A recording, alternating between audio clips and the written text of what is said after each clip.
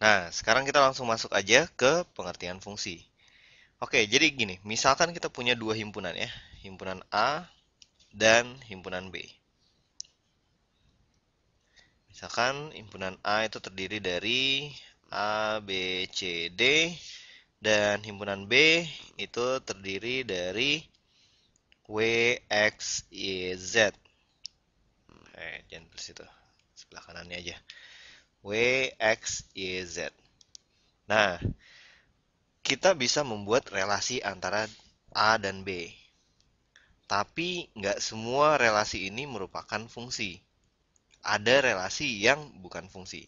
Ya, jadi misalkan relasi antara A dan B seperti ini bisa, ya. Kemudian bikin seperti ini juga bisa. Oke. Nah, relasi yang menunjukkan fungsi itu harus gimana?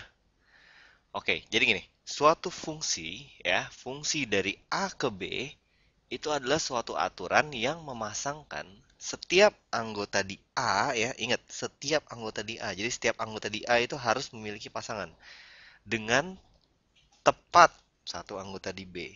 Gitu. Oke. Jadi kalau kita buat seperti ini, set, set, set, set. Ini adalah suatu fungsi. Kenapa?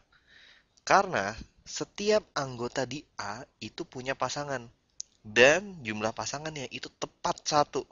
Udah gitu aja definisi fungsi, selesai, beres. Nah, oke. Biasanya fungsi itu dinyatakan dalam bentuk gini. F memetakan ya, fungsi F memetakan A ke B. Gitu. Ya. Di mana A ini itu adalah domain. A ini adalah himpunan domain. Dan B ini adalah himpunan codomain. Oke, domain ini biasa disebut juga daerah hasil ya. Hasil itu. Daerah asal, sorry. Ini daerah asal. Nah, codomain ini disebut juga daerah kawan. Nah, nanti ada lagi range yang disebut daerah hasil ya. Belum kita bahas di sini.